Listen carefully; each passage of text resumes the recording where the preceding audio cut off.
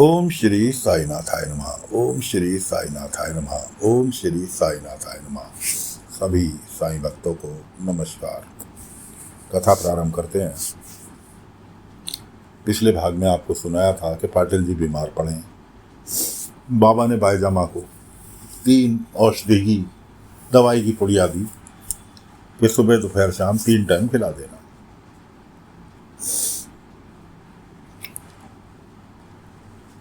पहली पुड़िया खिलाई, पाटिल जी ने उल्टी कर दी।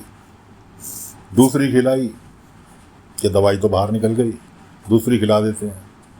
दूसरी खिलाई, पाटिल जी ने फिर उल्टी कर दी। उसके बाद तीसरी खिलाई, पाटिल जी ने वो भी उल्टी कर दी। हालत बिगड़ती जा रही।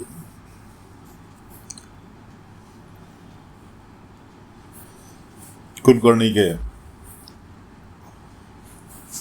चेलों ने कुलकर्णी को खबर दी कि ऐसे ऐसे पाटिल की तबीयत खराब है, पर साईं इसका इलाज नहीं कर पा रहा। तात्या पहुंचा बाबा के पास, साईं कुछ आराम नहीं मिल रहा। बाबा गए बाईजामा के पास, देखा पाटिल जी को।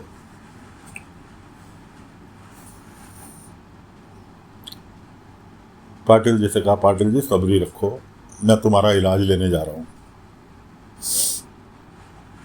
ये सब पिछली करनियों के फल हैं जो भुगतने हैं, और मैं उस इलाज को तुम्हारे लिए लेने जा रहा हूँ।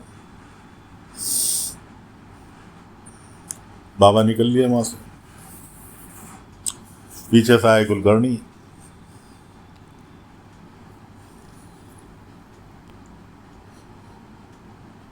बाईजामा से कहने लगे, तेरा साईं भाग गया, तेरा साईं को तेरा इलाज करना बस की नहीं था पाटिल का, इसलिए साईं गया भाग। क्यों? दुनिया पे अपने जादू टोने चलाता रहता था, तेरे ऊपर नहीं चला पाया, इसलिए साईं गया भाग। अब ये ले, मैं तेरे लिए औषधि लेके आया हूँ, पाटिल को खिला दे, ताकि ठीक हो जाए, वरना मर भी सकता है। बाईजामा कहने लगी, मुझे अब मेरे बेटे पे पूरा विश्वास है, और आज शाम सूरज ढलने से पहले पहले वो वापस शिरडी आ जाएगा।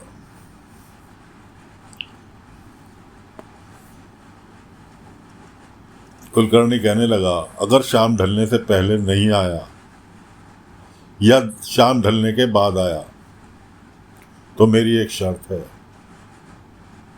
तुम खुद उससे शिरडी से जाने के लिए कहोगी कि शिरडी से चला जा, शिरडी छोड़कर चला जा। जो और गांव वाले इकट्ठे हो रखे थे पाटिल जी की देखभाल के लिए, कहने लगे, कुलकर्णी सरकार ये कौन सी बात हुई? बाईजामा ने रोका सबको कि मुझे शर्त मंजूर है कि आप अगर दिन ढलने तक साईं शिरडी नहीं आया तो आप जैसा कहेंगे मैं वैसा करूंगी। कि ये एक माँ का विश्वास है कि मेरा बेटा सूरज ढलने से पहले पहले वापस शिरडी आ जाएगा और पाटिल जी का इलाज वही करेगा। उधर बाबा जैसे ही बाईजामा के घर से निकले, रास्ते में कुलकर्णी ने रोक दिया। फकीर भाग रहा है छोड़ के पाटिल को, इलाज करना बस की नहीं रहा। बाबा ने कहा, भागने की उम्र कहाँ रह गई मेरी, चल के जा रहा हूँ कुलकर्णी सरकार, और छोड़ के भाग रहा हूँ या काम से जा रहा हूँ, ये तो वक्त आने पर पता चलेगा। फिलहाल भाग के नहीं जा रहा, पैदल पैदल चल के जा रहा हूँ। अब बाबा पहुंचते हैं एक रेलवे का गमन, रेलवे में गमन किया था, उसके ऊपर नौकरी भी गई और उस पर रेलवे ने केस भी कर दिया। अब वकील के पैर पकड़ रहा था, वकील साहब मुझे बचा लो, वकील साहब मुझे बचा लो। वकील ने कहा, भाई तेरे कर्म ऐसे हैं कि मैं तुझे नहीं बचा पाऊंगा, कोई भी वकील केस हारना नहीं चाहता, और मुझे दिख रहा है कि तेरा केस तो लेने के बाद मैं हारूंगा। ऐसा कह के वकील चल दिया और वो भागते भागते गया गिर। इतने में वहां बाबा प्रकट हुए उसके सामने। बाबा ने कहा चोट लग गई, कोई बात नहीं। बाबा ने ऊँधी निकाली और उसके पैर पे मलनी चालू कर दी। वो कहने लगा चोट तो बाबा यहाँ लगी है, आप गलत जगह लगा रहे हैं। बाबा ने कहा यही तो मैं भी कह रहा हूँ, यही तो तुम्हें समझाना चाह रहा हूँ कि गलत जगह गिड़गिड़ा रहे हो। तुम्हारा इलाज इस वकील के पास नहीं है, शिरडी आओ, शिरडी में तुम्हारा इलाज है। तुम्हारे सारे काम शिरडी आने के बाद बनते चले जाएंगे, इसलिए शिरडी आओ। खैर जी, उसे कह के बाबा निकल लिए, आओ नहीं आओ वो उसकी इच्छा। अब पहुंचते हैं बाबा दूसरे व्यक्ति के पास, नाम था शिशुपाल। घर में अकेला रहता था। पिछले भाग में जिक्र किया था बाप बेटे शतरंज खेल रहे थे कि शतरंज की गोटी गिरी और वो अपने पुराने ख्यालों में खो गया।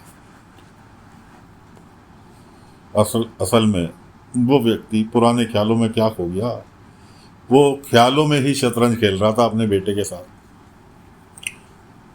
उस व्यक्ति शिशुपाल के दरवाजे पर एक फूल वाली पहुंची।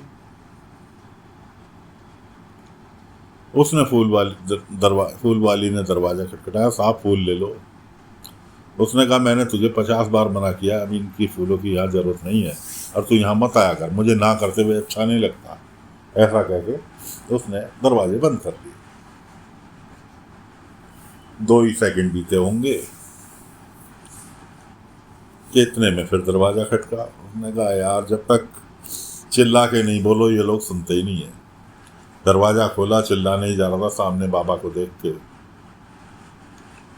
ठिठका, कौन है आप? यहाँ कोई भिक्षा नहीं मिलेगी। बाबा ने कहा मैं भिक्षा लेने नहीं देने आया हूं। बाबा ने अपने झोले में हाथ डाला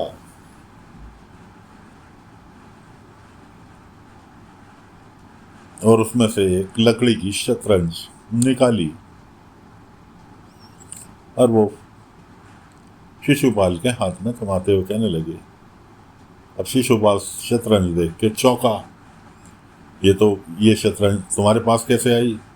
बाबा ने कहा सवाल उससे ये पैदा नहीं होता कि कहाँ से आई, कैसे आई, क्या तुम इसे लेना चाहोगे? उन्होंने तुरंत झपट के शतरंज ले ली बाबा के हाथ से।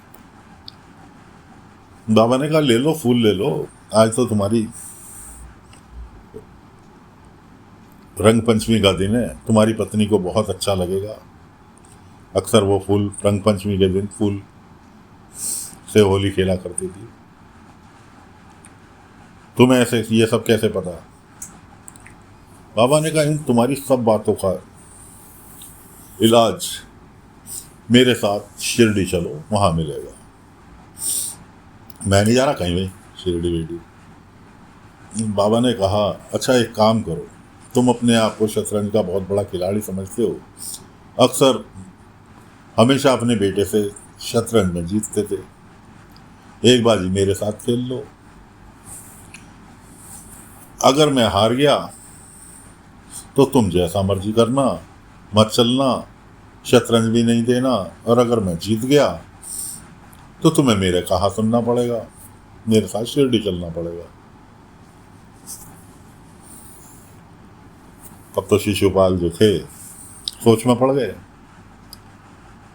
शतरंज की बाजी बिछाई गई। शतरंज खेलते खेलते बाबा उसे पता नहीं कहाँ कहाँ के उसके परिवार के किस्से सुनाते रहे। आखिरकार वो शतरंज में जीत गया। शतरंज में जीत गया। बाबा ने कहा कि तुम शतरंज में जीत गए, लाओ मेरा इनाम। ऐसा उसका बेटा कहता था। वो कहने लगा शर्त के मुताबिक तो बाबा मैं शतरंज में जीत गया, मैं तुम्हारे साथ जाने के लिए अब बाध्य नहीं हूँ, लेकिन फिर भी आपके साथ बैठकर ना तो मुझे अब चिड़चिड़ापन महसूस हो रहा है, एक अजीब सी शांति मिल रही है और ऐसी इच्छा हो रही है कि आप मेरे साथ और कुछ समय बिताएं। बाबा ने कहा कुछ समय नहीं, बहुत सारा समय बिताऊंगा, चलो शिरडी। वो शिरडी चल दिया बाबा के साथ। रास्ते में शिरडी पहुंचने ही वाले थे, क्योंकि बायजा माँ ने जो बात कही थी कुलकर्णी से, बाबा से छुपी भी नहीं थी। उन्हें सूरज ढलने से पहले पहले शिरडी पहुंचना था। अब बाबा शिरडी ना पहुंचे, इसके लिए कुलकर्णी ने गेम खेला। किसी व्यक्ति को पैसे देकर कहा कि फकीर को कैसे भी बहाना करके शिरडी से दूर ले जाइयो, ताकि कि वो समय से शिरडी ना पहुंच सके, कि अंधेरा होने पर उसे छोड़ दियो। अंधेरा होने तक उसका ध्यान इधर उधर किसी ना किसी बहाने से भटका। वो व्यक्ति जो था कहने लगा ठीक है सरकार, कि बाकी पैसे और तो मत, काम हो जाने दो। रास्ते में बाबा को मिला शिरडी से कुछ ही दूरी पर, कि साईं साईं मेरी पत्नी को सांप ने काट लिया और मुझे उम्मीद है आप ही इसको बचा सकते हो। बाबा ने कहा शिशुपाल एक काम करो, तुम यहीं रुको, मैं अभी आया। ऐसा कह के बाबा उसके साथ चल दिए। अब थोड़ी थोड़ी दूर करके वो काफ़ी दूर बाबा को ले गया। बाबा तो उसके मन की बात, उसकी शक्ल देखते ही समझ गए थे कि क्या चाह रहा है। पता लगा जी, चारों तरफ से सांपों ने उसे व्यक्ति को घेर लिया। अब तो घबराहट के मारे वो जमीन पर गिर गया। बाबा ने सांपों से कहा कि रुक जाओ, इसमें इसकी कोई गलती नहीं है, उसे क्षमा कर दो, जाओ तुम लोग। सांप वापस लौट लिए। अब वो व्यक्ति हाथ जोड़ के बाबा से कहने लगा, साईं मेरी पत्नी को कुछ नहीं काटा, मैंने तो उल्टा झूठ बोल के आपका टाइम पास कर रहा था। ऐसे ऐसे कुलकर्णी सरकार ने मुझे पैसे देके, और आप टाइम से शिरडी ना पहुँचे, सूरज ढलने से पहले शिरडी ना पहुँचे, इसलिए कुलकर्णी ने मेरे को कहा था कि आपका समय भटकाऊं। कोई बात नहीं, बाबा ने कहा अच्छा फिलहाल हमें चलना चाहिए। ये ठीक है साईं, मैं भी तुम्हारे साथ शिरडी चल रहा हूँ, कुलकर्णी के पैसे वापस करता हूँ। पहुंचे शिशुपाल को लेके बाबा शिरडी की ओर निकल लिए। उधर सूरज ढलने वाला था। कुलकर्णी सरकार फिर पहुंच लिए द्वारका माई, क्योंकि पाटिल जी जो थे तात्या से कहने लगे भाई घर पे रह के तो मैं दिमाग उब रहा हूँ, एक काम कर, साईं आएंगे तो द्वारका माई आ जाएंगे, सीधे द्वारका माई ही आएंगे पहले, इसलिए मुझे द्वारका माई ले चलो, वहीं लेटूंगा। द्वारका माई में सभी लोग इकट्ठे थे और भी गांव वाले इकट्ठे थे।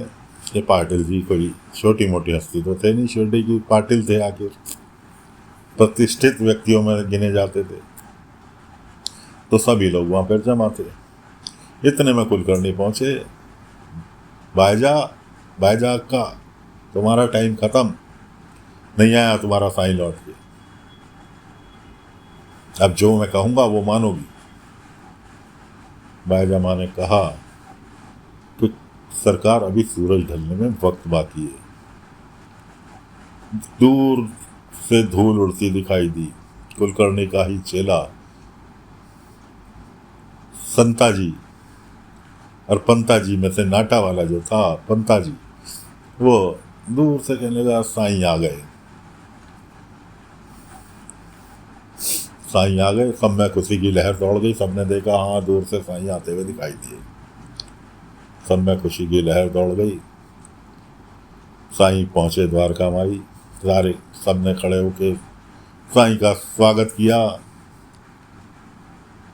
अब जो व्यक्ति को कुलकर्णी ने पैसे देके बाबा का समय भटकाना था, उस व्यक्ति ने आके कुलकर्णी के हाथ पे पैसे रखे, कहा कुलकर्णी सरकार मैं आपका काम नहीं कर सका, मैं साईं का टाइम पास नहीं कर सका, उल्टा साईं ने तो मुझे सांपों से बचाया, ये लो अपने पैसे। अब कुलकर्णी सबके पब्लिक के सामने कैसे एक्सेप्ट कर ले, कौन है तू, मैंने कब दिए तुझे पैसे। खैर कुलकर्णी बड़ी मुश्किल से वहाँ से पीछा छुड़ा के भागा। तो दोस्तों बाबा वापस पहुंच गए। शिशुपाल से कहने लगे, बाबा शिशुपाल, क्या तुम पाटिल जी के सिर पर हाथ फिरा सकते हो?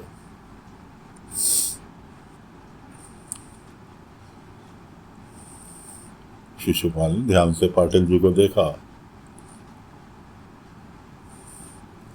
तो साथियों, फिलहाल हाथ फिराने का क्या रहस्य है? क्यों बाबा शिशुपाल के सिर से पाटिल जी के सिर पर हाथ फिर आना चाह रहे थे? क्या कारण था? अगले अंक में लेकर फिर हाजिर होंगे आगे की कथा। फिलहाल आज्ञा दें। ओम साई राम, ओम साई राम, ओम साई राम।